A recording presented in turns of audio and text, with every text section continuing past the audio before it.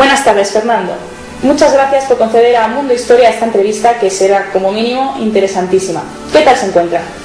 Para mí es un honor. Bien, me encuentro bien. Aunque me siento un poco en baja forma, pero espero acordarme de todos los detalles. Muy bien, Fernando. Puedo llamarlo Fernando, ¿no? Por supuesto. Servidor está cansado de tanto trato servil durante mucho tiempo. Perfecto.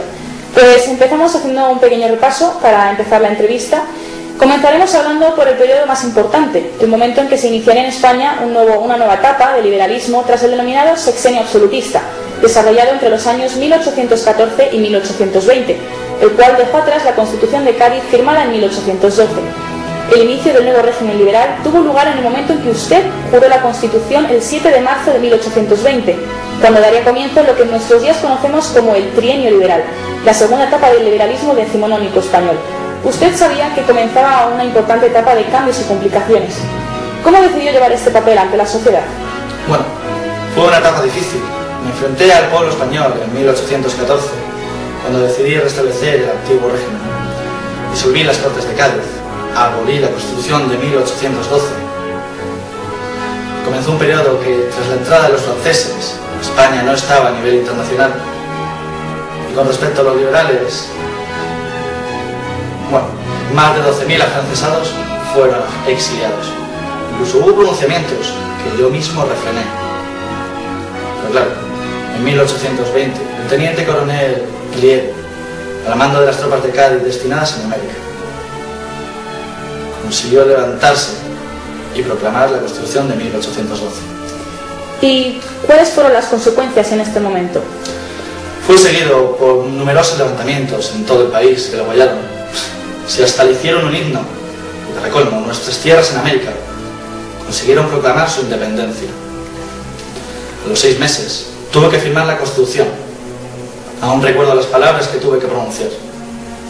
Marchemos francamente, y yo el primero, por la senda constitucional. Esos días lo pasé fatal. Mi esposa por entonces, María Josefa, lo sabía bien. No me gustaba nada este asunto. ¿Dónde se ha visto que un rey no pueda gobernar como le plazca?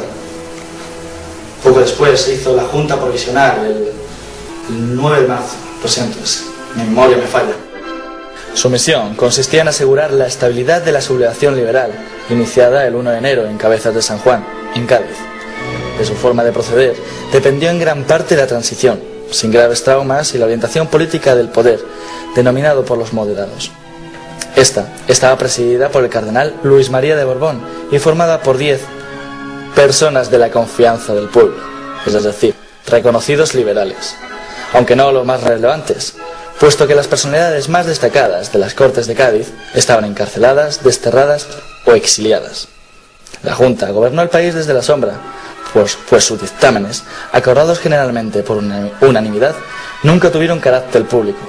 En ella se depositó la soberanía nacional y los medios de hacerla efectiva, hasta traspasarla a las nuevas Cortes.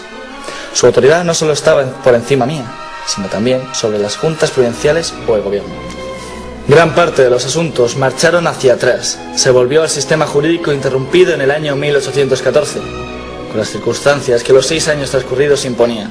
En realidad, en la práctica, el retorno absoluto fue imposible para los liberales. Habían ocurrido hechos muy graves para el liberalismo, comenzando por la gran división del país en 2 bandos. Nadie podía olvidarse de que yo había sido uno de los culpables. En realidad, la creación de la Junta se me impuso porque yo me resistí a crear un gabinete compuesto por personas que, ideológicamente, abordasen el camino al cambio liberal sin ninguna reserva e impedimento. Por supuesto, yo me negué a eso. Se dijo con los años que uno de los primeros errores de esta nueva etapa, lo que conocéis como el trienio liberal, fue la elección de grandes figuras de las Cortes de Cádiz para el entendimiento conmigo. Como con Agustín Argüelles, había demasiado resentimiento. Los objetivos de los liberales habían sido cumplidos en cierta medida con el restablecimiento de la Constitución de 1812 y la llegada de una monarquía constitucional. Como sabemos, fue una etapa muy conflictiva, pues existían grupos liberales que aún querían más. ¿Cómo se vivió esto en España?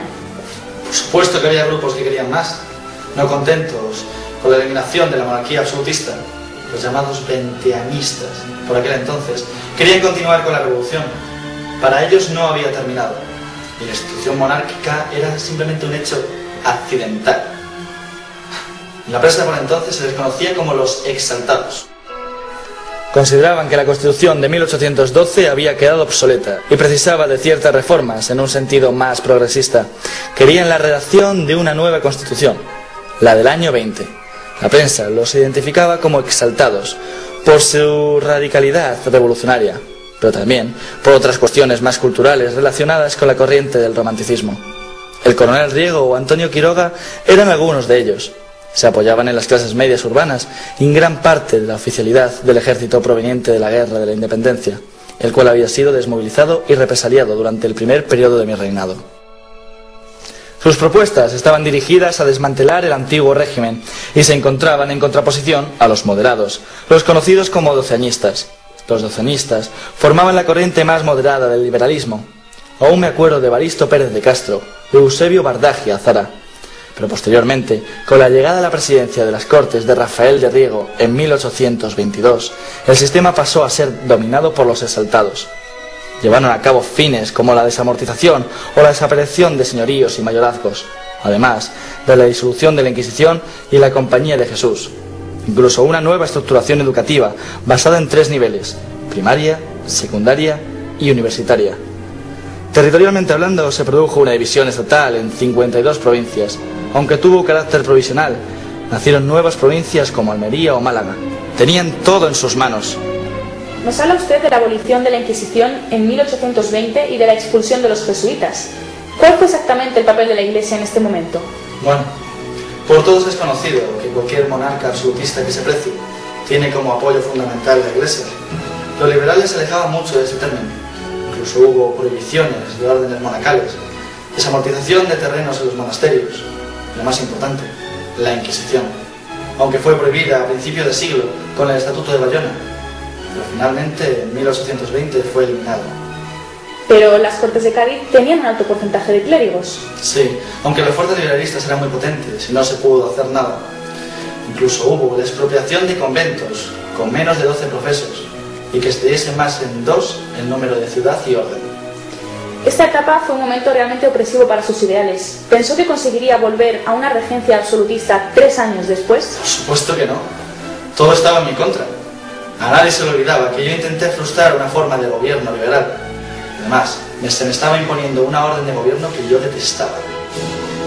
Yo sabía que el absolutismo debía volver al país, pero no sabía exactamente cómo. Conocerán la sublevación de la Guardia Real en febrero de 1822. En ese momento, mis soldados reales tuvieron que enfrentarse a las milicias urbanas formadas en los ayuntamientos, pero sin éxito. Más tarde, en el verano de ese mismo año, los absolutistas creamos un nuevo órgano de gobierno, el cual se denominó la Regencia de Urgel. Surgió debido a que tras la toma de la sede de Urgel por nuestras partidas absolutistas, el marqués de Mataflorida, gran amigo mío por cierto, hasta que un día decidió abandonarme. Como decía, el marqués de Mataflorida decidió crear un gobierno absolutista junto con Jaime Querus Martí y el barón de Heroles. Quisieron proclamarme monarca absoluto e incluso anunciaron una reunión de las Cortes Estamentales, pero los asuntos no fueron bien, entre otras cosas por la falta de fondos y a veces incluso de credibilidad ante los nuestros, los realistas, hasta que los liberales, dirigidos por Mina, consiguieron hacerlos caer y huir a Francia. Ante este panorama en España, ¿cómo era la vida de las gentes por entonces, sobre todo después del periodo bélico? El país estaba completamente descontrolado. Esos liberales no sabían qué hacían ni con su mano derecha, aunque había llegado el fin de la guerra. La paz no había llegado para los pueblos españoles. Muchas partidas de bandoleros, de guerrilleros y de sectores impedían nuestra comunicación con los pueblos mediante asaltos y robos. Por entonces en España vivían unos 12 millones de españoles, bastante menos que ahora. Más de la mitad trabajaban y vivían de la agricultura. Los campesinos lo tenían bastante peor que las personas de la ciudad, pues los campos habían sido arrasados en la guerra. Los precios de los productos agrícolas no paraban de bajar y sin embargo los arrendamientos se mantenían. Los campesinos llegaron a la miseria en una España liberal. Así que se unieron a nuestra causa realista, algo completamente normal. Ellos sabían que con la vuelta del absolutismo sus vidas mejorarían. Se formaron en el norte de Castilla, en Navarra y Cataluña partidas de realistas que se alzaban contra el poder liberal. Ellos apostaban por una nueva guerra civil, utilizaban tácticas de la guerrilla y, por supuesto, estaban apoyados por la Iglesia. Usted vivió este momento totalmente en desacuerdo con las Cortes y el gobierno. ¿Podría relatarnos con sus palabras cómo retomaría el poder absolutista? Es un placer. Me encanta recordar aquel momento victorioso, triunfo, en el que dejé a todos los liberales fuera. Sobre todo a Riego. Quería que mi momento llegase, que mi monarquía fuese más que un símbolo. Por fin, el 20 de octubre de 1822, el Congreso de Verona decidió intervenir en España. Tal labor se encargó a los franceses y el 7 de abril de 1823 los 100.000 hijos de San Luis entraban en España bajo las órdenes del duque de Angulema. La reacción de los españoles fue muy distinta de lo que los liberales les esperaban. Ellos aguardaban una posición digna de la de 1808, pero los ejércitos al mando de Mina, Ballesteros y el conde de la Bisbal se rindieron sin apenas combatir. A mis oídos llegaron las palabras de un oficial francés: es increíble, somos recibidos entre el voltear de campanas y la fiesta popular. ¿Qué esperaban? Los liberales lo habían hecho rematadamente mal, y sobre todo en términos económicos. Era normal que las gentes esperasen con ansia mi regreso como monarca absolutista. Finalmente, las Cortes tuvieron que negociar con el duque de Angulema, dejándome libre para iniciar un nuevo periodo en España. Hablemos ahora, si lo estima oportuno,